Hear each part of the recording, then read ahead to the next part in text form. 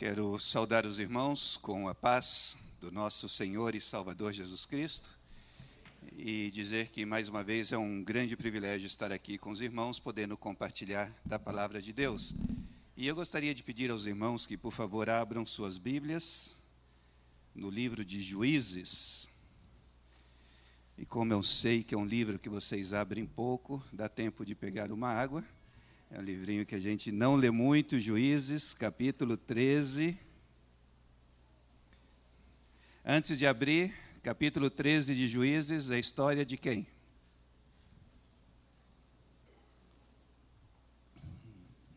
Sansão. Capítulo 13 do livro de Juízes, começando do versículo 1, inicialmente até o versículo 14. E diz assim a palavra de Deus: tendo os filhos de Israel tornado a fazer o que era mal perante o Senhor, este os entregou nas mãos dos filisteus por 40 anos.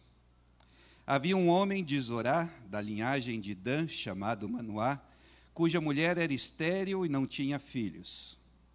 Apareceu o anjo do Senhor a esta mulher e lhe disse: eis que és estéril e nunca tiveste filho, porém conceberás e darás à luz um filho.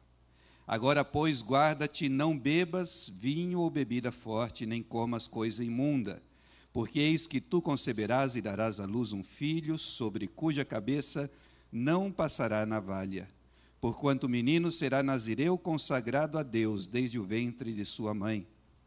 E ele começará a livrar a Israel do poder dos filisteus. Então a mulher foi a seu marido e lhe disse: um homem de Deus veio a mim. Sua aparência era semelhante à de um anjo de Deus, tremenda. Não lhe perguntei de onde era, nem ele me disse o seu nome. Porém me disse: eis que tu conceberás e dará à luz um filho. Agora, pois, não bebas vinho, nem bebida forte, nem comas coisa imunda, porque o menino será nazireu, consagrado a Deus desde o ventre materno até o dia de sua morte. Então Manoá orou ao Senhor e disse: ah, Senhor meu, rogo-te que o homem de Deus que enviaste venha outra vez e nos ensine o que devemos fazer ao menino que há de nascer. Deus ouviu a voz de Manoá, e o anjo de Deus veio outra vez à mulher, quando esta se achava assentada no campo. Porém não estava com ela seu marido, Manoá. Apressou-se, pois, a mulher e, correndo, noticiou-a a seu marido. E lhe disse: eis que me apareceu aquele homem que viera a mim no outro dia. Então se levantou Manoá e seguiu a sua mulher, e tendo chegado ao homem, lhe disse: és tu que falaste a esta mulher? Ele respondeu: eu sou. Então disse Manoá: quando se cumprirem as tuas palavras, qual será o modo de viver do menino e o seu serviço? Respondeu-lhe o anjo do Senhor: guarde-se a mulher de tudo quanto eu lhe disse. De tudo quanto procede da videira não comerá, nem vinho, nem bebida forte beberá, nem coisa imunda comerá, tudo quanto lhe tem ordenado guardará. Agora, versículo 24, do mesmo capítulo, que diz: depois deu a mulher à luz um filho e lhe chamou Sansão.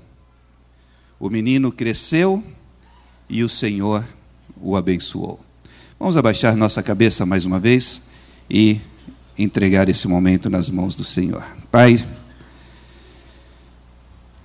nós queremos te agradecer pela tua palavra, Senhor. E que nesse momento tu possas falar profundamente a cada coração através do teu Santo Espírito.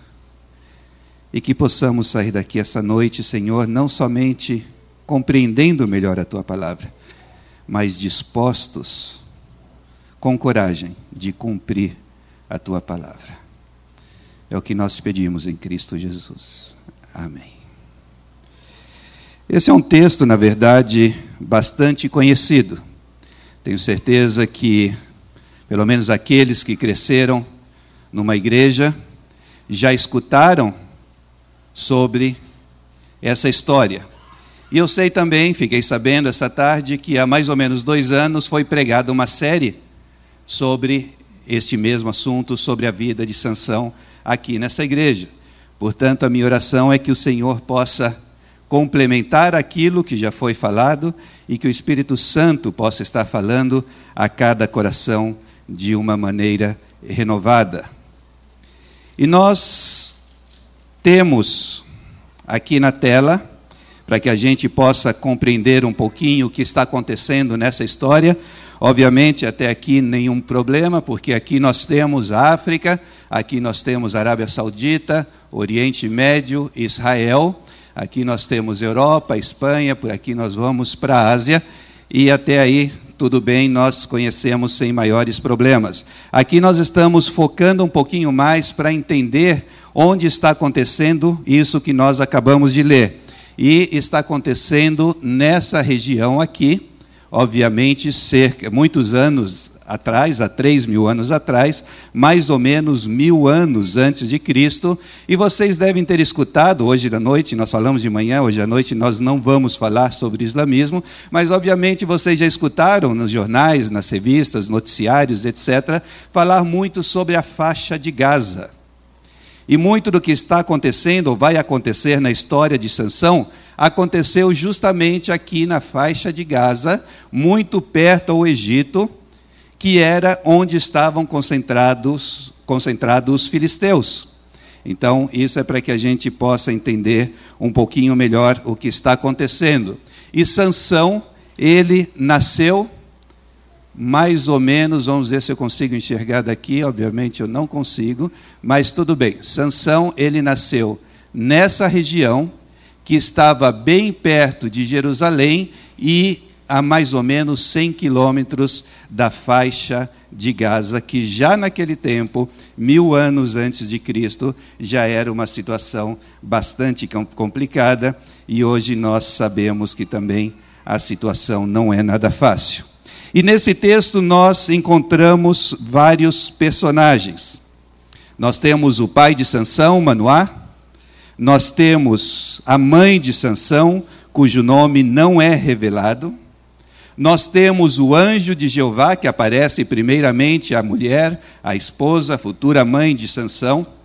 Nós temos o anjo de Jeová, Sansão e, obviamente, os filisteus, que já foram mencionados nesses poucos versículos que nós acabamos de ler.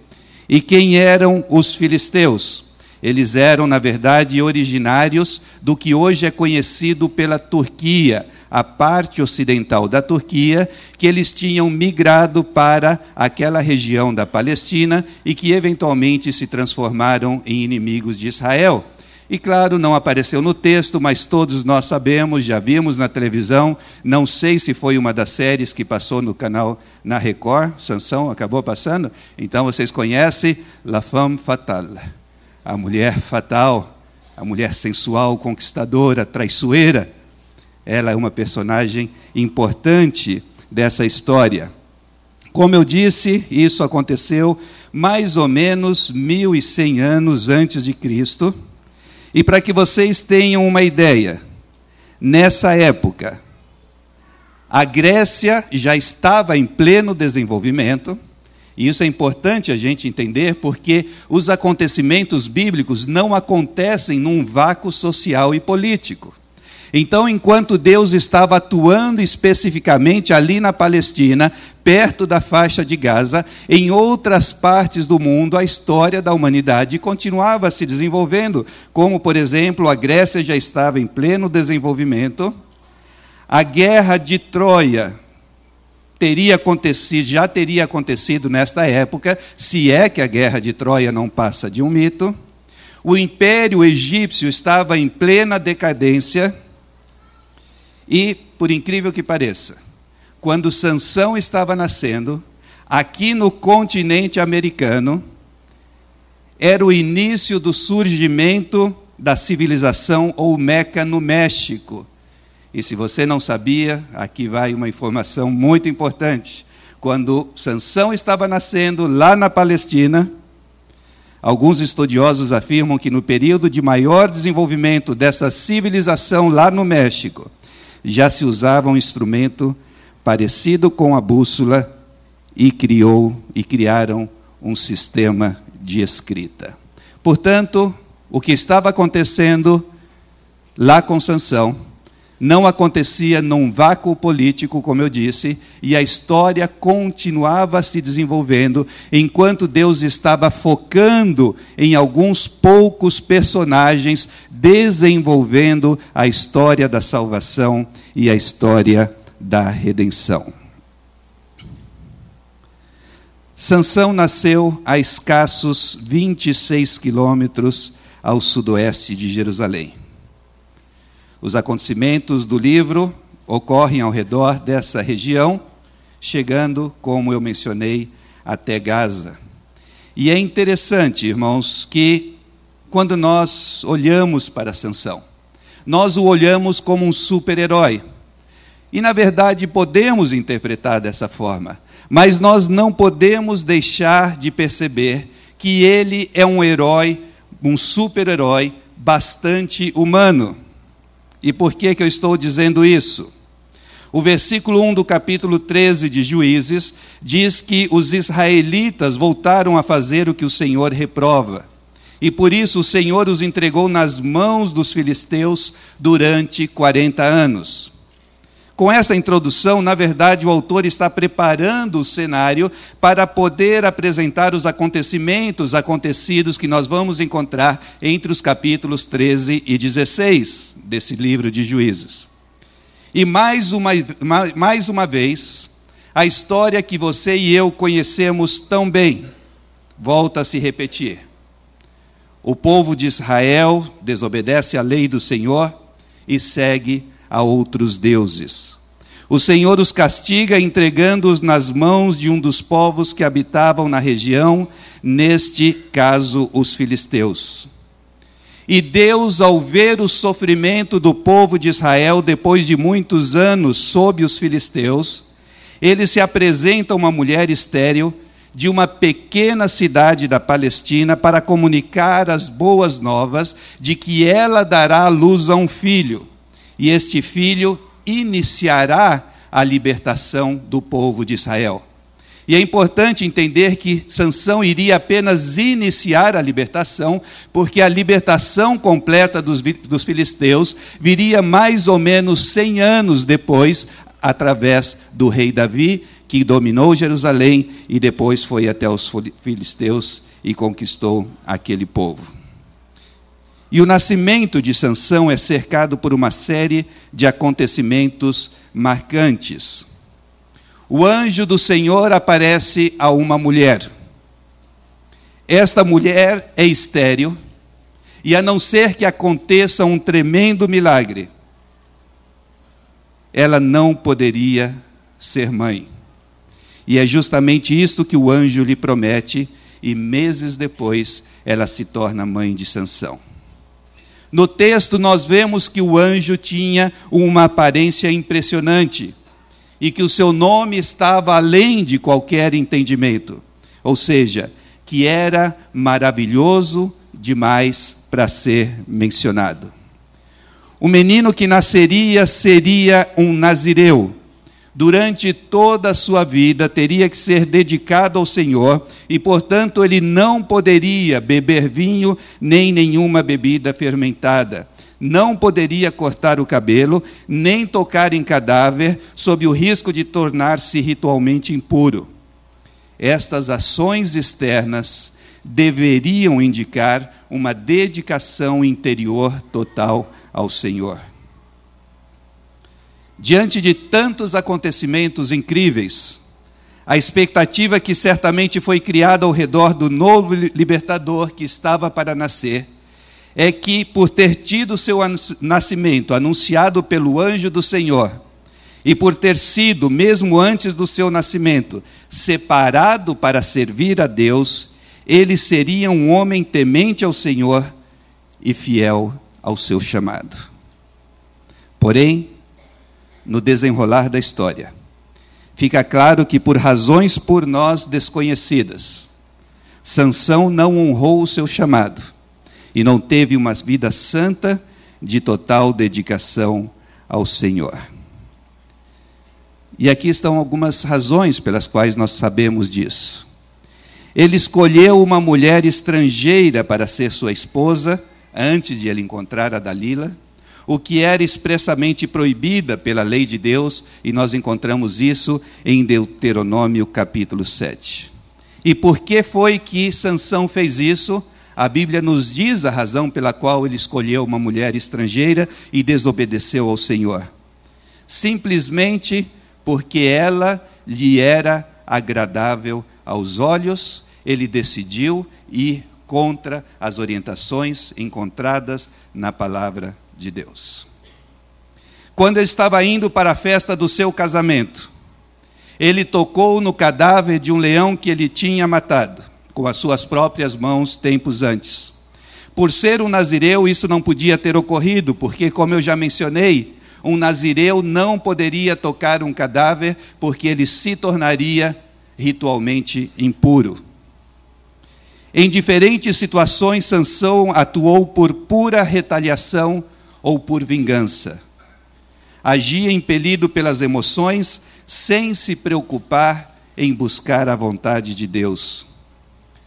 Como resultado de suas ações intempestivas, sua esposa filisteia e seu sogro foram queimados vivos pelos próprios filisteus. Capítulo 16, capítulo 15, versículo 6. Depois que a sua esposa, sua primeira esposa, morreu, Sansão envolveu-se com uma prostituta. Capítulo 16, versículo 1. E daí, finalmente, o nosso grande herói apaixonou-se por uma mulher filisteia chamada Dalila, foi seduzido e traído por ela, pois os líderes filisteus prometeram a Dalila uma grande quantia de prata, caso ela conseguisse descobrir qual era o segredo da força de Sansão. Como resultado da traição de Dalila, Sansão teve suas tranças cortadas enquanto dormia, perde sua incrível força, é preso, tem seus olhos vazados, e tempos depois, quando começa a recuperar suas forças, consegue derrubar o templo onde os filisteus estavam fazendo uma festa de agradecimento ao deus Dagom, e morre juntamente com milhares deles.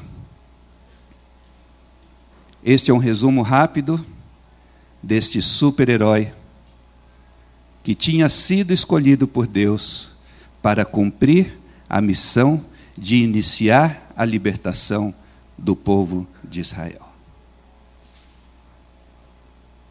E no meio disso tudo, irmãos, obviamente nós temos que perguntar: qual é a mensagem de Deus para a igreja que emana da história de Sansão?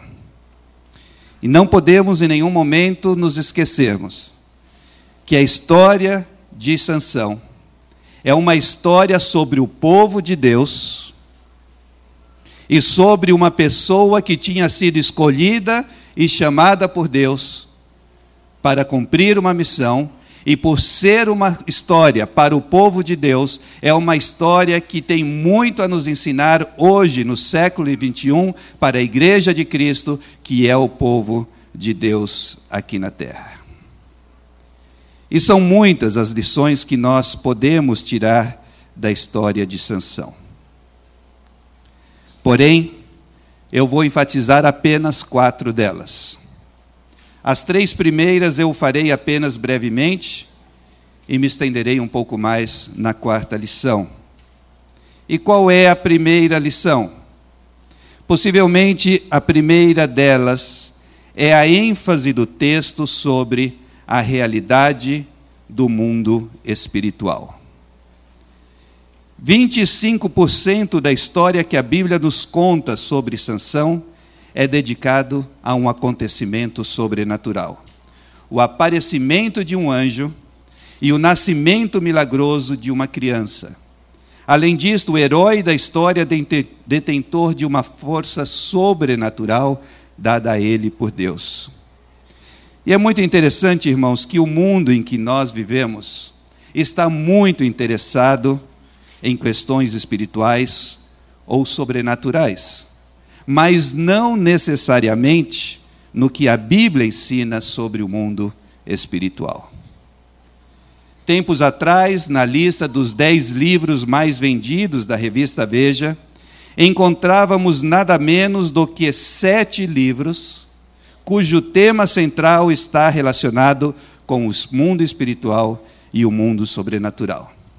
Por exemplo, A Cabana, que certamente muitos de vocês leram, o Aleph, de Paulo Coelho, que talvez, infelizmente, alguns leram também, O Símbolo Perdido, de Dan Brown, que talvez alguns tenham lido. Um outro livro se chamava A Breve Segunda Vida, de Bree Tanner, que falava sobre a história de uma vampira. O outro se chamava A Batalha do Apocalipse, cujo subtítulo é Da Queda dos Anjos ao Crepúsculo do Mundo. Estou fazendo propaganda aqui, né? Depois você vai buscar na livraria.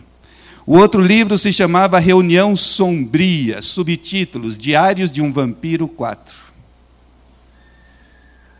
Em que Helena, uma das personagens, flutua em um misterioso limbo espiritual após se sacrificar para derrotar Catherine e salvar Stefan. Olha que bonito, gente.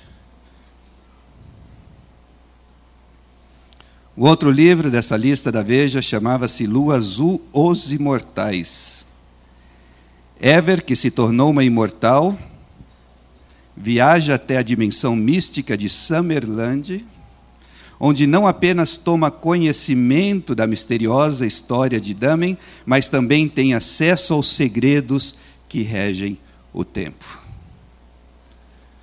O nosso mundo está sedento por questões espirituais. Mas o fato de que os que não são cristãos se interessam tanto pelo mundo espiritual não deveria surpreender-nos. O que sim deveria surpreender-nos é o fato de que nós cristãos, e com uma ênfase muito forte em nós batistas, vivemos uma vida cristã cuja teologia concede muito pouco espaço para o mundo espiritual, por mais que isso seja uma contradição. Mas, irmãos, temos que reafirmar com convicção: anjos existem. De acordo com Hebreus capítulo 1, versículo 14, eles são espíritos que servem a Deus, os quais ele envia para ajudar os que vão receber a salvação. Demônios existem. É quase impossível passar 2 páginas dos evangelhos sem encontrarmos alguma situação em que Jesus ou os discípulos entram em conflito com esses demônios. Fenômenos sobrenaturais existem ainda hoje, como no tempo de Sansão, da mesma maneira que a força de Sansão era sobrenatural. Irmãos, sim, indaguemos sobre o sobrenatural, mas façamos isto guiados pelo Espírito Santo de Deus, à medida que nos enfronhamos na palavra de Deus, que é a Bíblia, para que não sejamos enganados por mentiras e por manipulações. E não permitamos que a nossa teologia do sobrenatural seja definido e estipulado por como que é o nome dele? Por Paulo Coelho, ou Dan Brown, ou por livros de vampiros, nem filmes de vampiros. Mas que a nossa teologia do sobrenatural seja baseado numa exegese séria do que nós encontramos na palavra de Deus e caminhemos numa vida sobrenatural de acordo com aquilo que nós aprendemos no Antigo e no Novo Testamento. Portanto, a primeira lição que eu gostaria de enfatizar do livro da história de Sansão é que sim, o sobrenatural existe e é uma realidade que nós cristãos precisamos tomar posse, mas tomar posse de acordo e sob a direção dos ensinos da palavra de Deus e debaixo da orientação do Espírito Santo de Deus.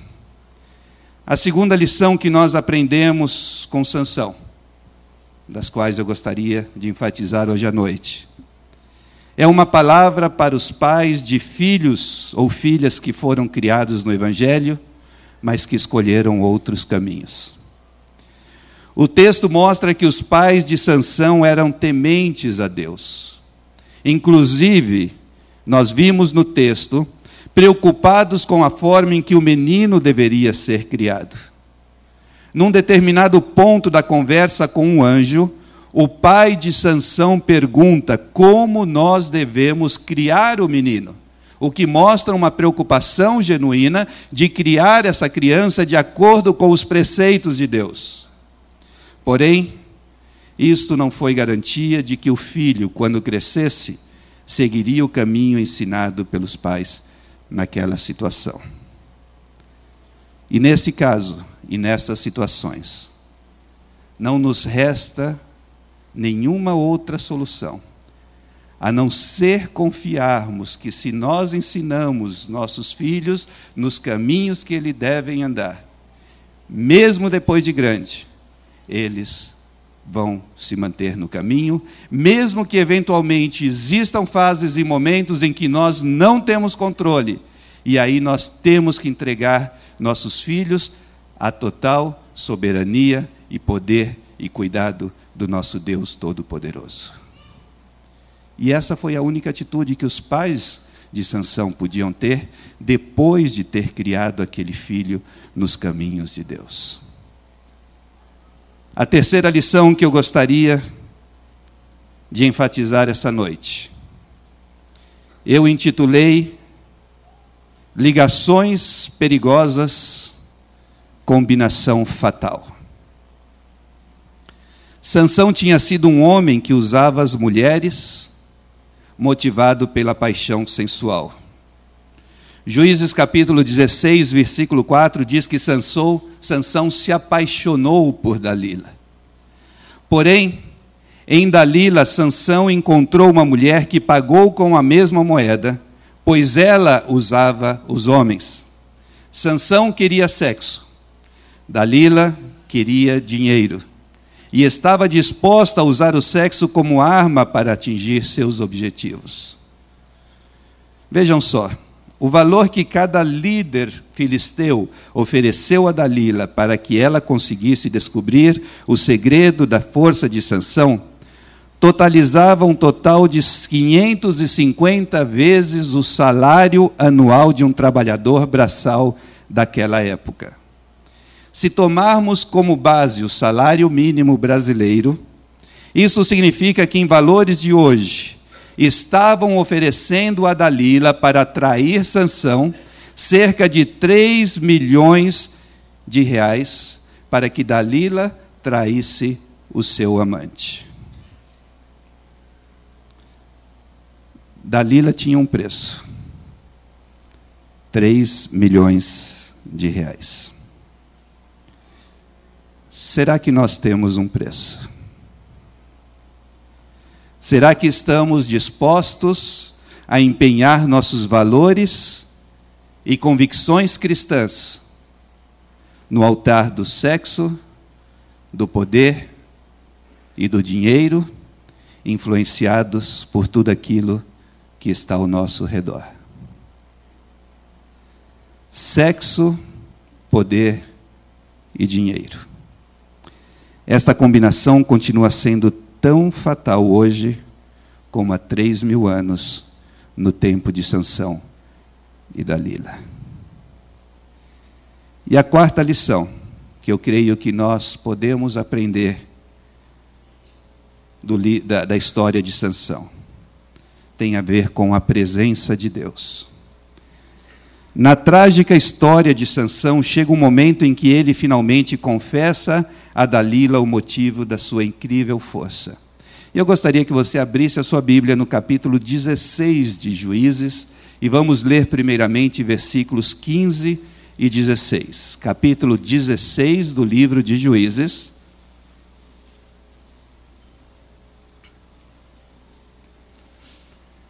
Versículos 15 e 16, na minha tradução, diz o seguinte: Então Dalila lhe disse: Como você pode dizer que me ama se não confia em mim? Certamente você e eu já escutamos isso muitas vezes. Esta é a terceira vez que você me fez de boba e não contou o segredo da sua grande força. Importunando-o o tempo todo, ela o cansava dia após dia, ficando ele a ponto de morrer. Versículo 17. Por isso ele lhe contou o segredo. Jamais se passou navalha em minha cabeça, disse ele, pois sou nazireu desde o ventre materno. Se fosse rapado o cabelo da minha cabeça, minha força se afastaria de mim e eu ficaria tão fraco como qualquer outro homem. Como resultado desta confissão, Dalila chama os filisteus, faz com que ele durma no seu colo, e enquanto ele dormia, seus cabelos foram cortados. Nesse ponto, nós chegamos ao momento mais fatídico da história de Sansão. Não simplesmente porque ele perdeu a sua força, mas porque quando ele acorda repentinamente com os gritos de Dalila e pensa que se livraria facilmente dos filisteus, nós vemos no finalzinho do versículo 20 do capítulo 16 que diz: Sansão não sabia que o Senhor o havia deixado. Prestem atenção nisso, irmãos. Como resultado das ações de Sansão, ele não sabia para onde ele estava levando a si mesmo, e o resultado encontra no finalzinho do versículo 20 do capítulo 16, que diz: Sansão não sabia que o Senhor o havia deixado. O homem cujo nascimento havia sido anunciado nada mais, nada menos do que pelo próprio anjo do Senhor. O homem que desde o ventre de sua mãe havia sido separado por Deus para a especial missão de libertar o seu povo. O homem que tinha crescido num lar cujos pais temiam profundamente ao Deus Jeová, Criador dos céus e da terra. Ele tanto fez com a sua vida, que se encontrou na situação de que o Deus Todo-Poderoso o havia abandonado. Isso é trágico. E muito pesado. Em Juízes, capítulo 17, versículo 6, nós vemos uma informação extremamente importante. E diz assim, capítulo 17, versículo 6, naquela época não havia rei em Israel. Cada um fazia o que lhe parecia certo. Esta era a situação do povo de Israel. Cada um fazia o que lhe parecia correto, sem preocupar-se com os mandamentos, com a lei do Senhor. A consequência disso, Deus havia escolhido Sansão para viver uma vida santa. Sansão se deixou influenciar e escolheu viver da mesma maneira que aqueles que estavam ao seu redor. Você e eu fomos escolhidos para vivermos uma vida santa. E qual vai ser a decisão em relação a se nós vamos ou não atender o chamado que o Senhor fez para a minha e para a sua vida?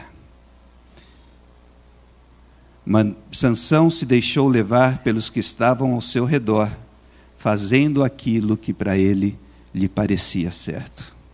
A consequência, o Senhor o deixou. Talvez Sansão tinha a mesma atitude que Agostinho antes de sua conversão, que Agostinho orava: Senhor, faça-me santo, mas não agora. Quero aproveitar a vida um pouquinho mais. Rubem Amorese, em um dos seus livros, afirma que quando os israelitas entraram na terra prometida, havia o perigo de que os israelitas passassem a viver como os cananeus, sentir como cananeus, adotar os valores e ideais da terra e a seguir os deuses dos povos ao seu redor. Se isto acontecesse, deixariam de ser povo de Deus. É minha convicção, irmãos, que nós, como corpo de Cristo, povo de Deus reunidos aqui na terra, corremos o mesmo risco. Permitam-me explicar por que eu estou dizendo isso. O tripé sobre o qual a nossa sociedade, a sociedade contemporânea se sustenta, é o pluralismo. E o que é o pluralismo? Nós temos muitas opções, tanto em questões materiais, como em questões espirituais e em questões éticas, e não importa, você pode escolher qualquer uma delas que está tudo bem. O segundo ponto desse tripé sobre o qual a nossa sociedade contemporânea se sustenta, e se você analisar os filmes e as novelas que você está assistindo, você vai perceber claramente cada um desses pontos. O segundo ponto desse tripé é justamente a privatização, no sentido de que cada um na sua.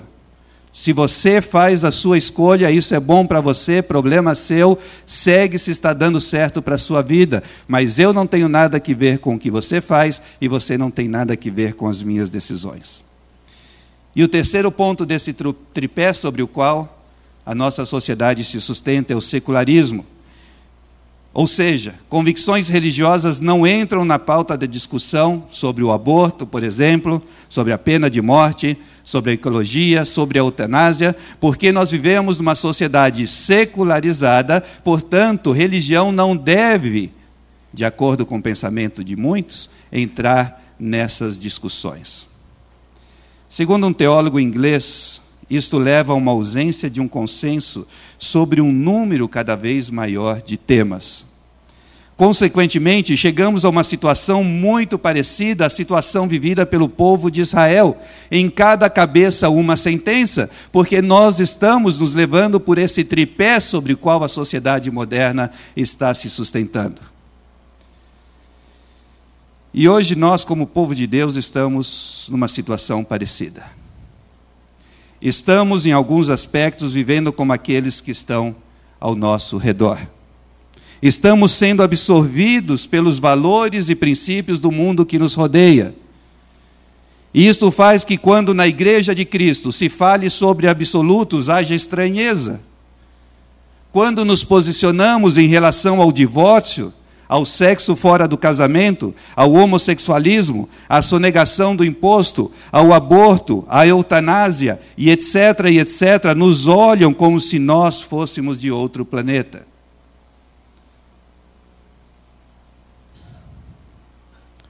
Como no tempo de Sansão e de Eli, há um afrouxamento dos padrões por falta de zelo para com a palavra de Deus. Qual pode ser a consequência de tudo isso na minha vida e na sua vida? Pode acontecer como na vida de Sansão. O Senhor se afastou dele, pois o Senhor é um Deus que ama, mas Ele também é um Deus que disciplina. Escutem bem, não estou falando da perda da salvação. Estou falando da perda da bênção de Deus sobre nossas vidas. Estou falando sobre apagarmos o Espírito Santo, conforme 1 Tessalonicenses, capítulo 5, versículo 19. E esse apagar do Espírito Santo acontece como resultado de uma vida que desagrada a Deus, da mesma maneira que Sansão viveu uma vida que desagradava a Deus, apesar de ter sido chamado para viver uma vida santa aos pés do nosso Deus. Em 1 Samuel, capítulo 4, versículos 21 a 22. Ainda naquela época em que cada um fazia o que lhe parecia certo, nós vemos que a glória, ou em outras palavras, a presença de Deus se afastou de Israel. Em Apocalipse capítulo 2, versículo 5, nós lemos uma advertência muito severa da parte de Deus, e eu gostaria que você abrisse a sua Bíblia em Apocalipse capítulo 2, versículo 5. E era uma advertência muito severa da parte de Deus para a igreja em Éfeso. Apocalipse capítulo 2, versículo 5 diz assim: lembre-se de onde você caiu. Arrependa-se e pratique as obras que praticava no princípio. Se não se arrepender, virei a você e tirarei o seu candelabro do lugar dele. Novo Testamento, palavra de Deus. No caso de Sansão, um homem escolhido por Deus, vemos que o Senhor o deixou, e insisto, não estou falando de perda da salvação, mas sim da perda da unção de Deus. No caso de Israel, o povo escolhido de Deus, vemos que a presença de Deus se foi de Israel. No caso da igreja em Éfeso, que nós acabamos de ver em Apocalipse, haveria consequências caso não houvesse arrepimento, e o candelabro, ou seja, a luz, a presença do Senhor, seria retirada daquele lugar.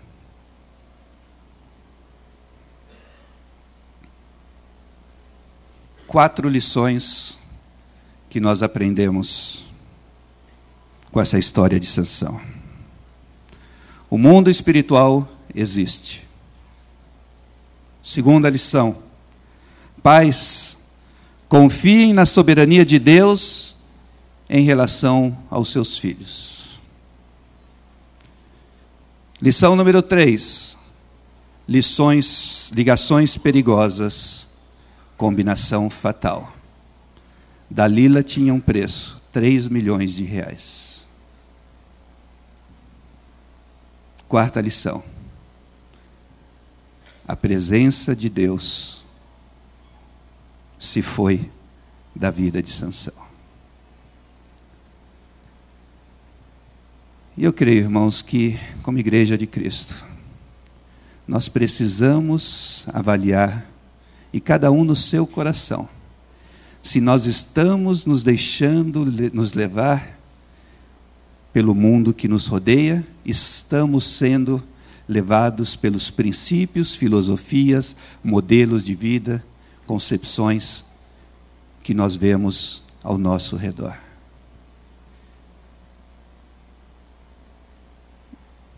E que se nós não caminharmos nos caminhos do Senhor, e não atendermos o nosso chamado de sermos um povo santo, que vive de uma maneira que honra o nome do Senhor, que tem absolutos, de acordo com a palavra de Deus, nós corremos o risco de que o nosso candelabro seja retirado do nosso meio.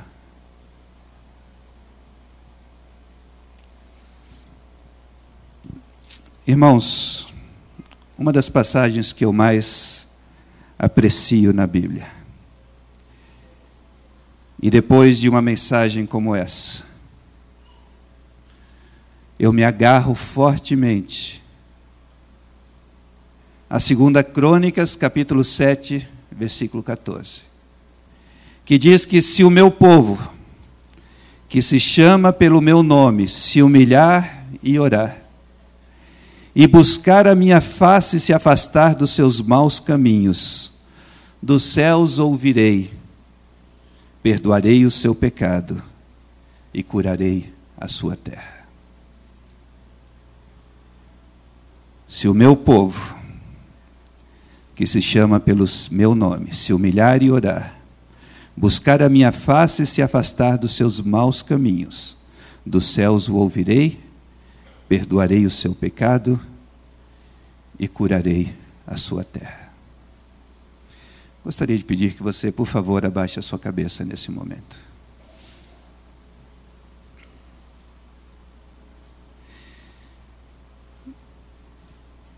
E que você, nesse momento, diante de Deus, refletisse. Nós somos um povo escolhido, um povo chamado para ser santo. E a pergunta que nós temos que nos fazer é se nós estamos nos deixando levar pelo mundo que nos rodeia.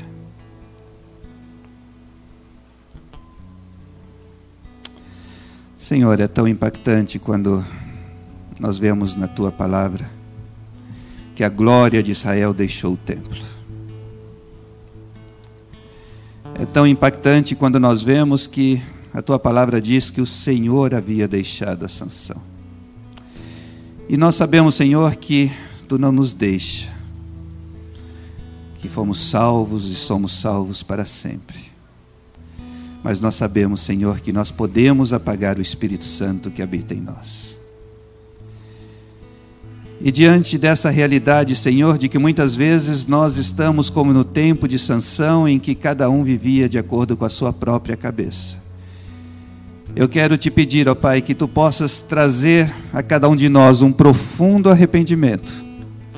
Que possamos voltar, Senhor, aos Teus caminhos, se é que estamos longe dele. Que não nos deixemos levar pelo mundo que nos rodeia.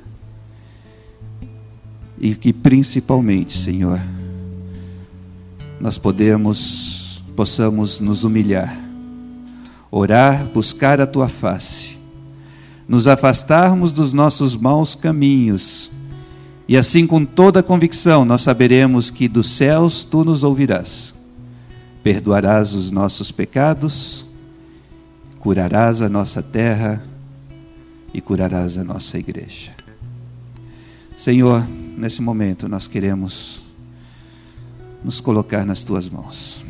E aqueles irmãos que sentirem de Deus nesse momento, se ajoelhar onde você está, para que juntos possamos clamar ao Senhor, para que Ele possa perdoar os nossos pecados.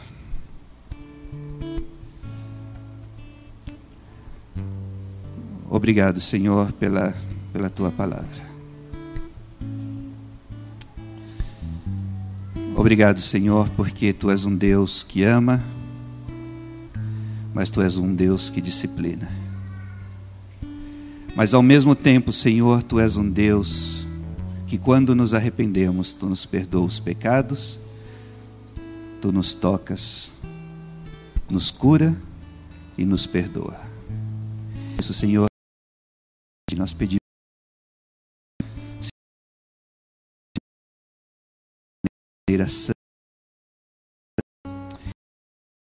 Estamos vivendo com os princípios que nos rodeiam. Senhor, essa capacidade através do Santo Espírito, de vivermos uma vida na luz, que possa iluminar à medida que caminhamos e que aqueles que estão nas trevas possam conhecer que somente o Senhor é Deus. Nós pedimos isso não porque nós merecemos, mas por conta daquilo que o Senhor Jesus Cristo fez por cada um de nós na cruz. É no nome desse poderoso Jesus que nós pedimos e te agradecemos. Amém. Amém.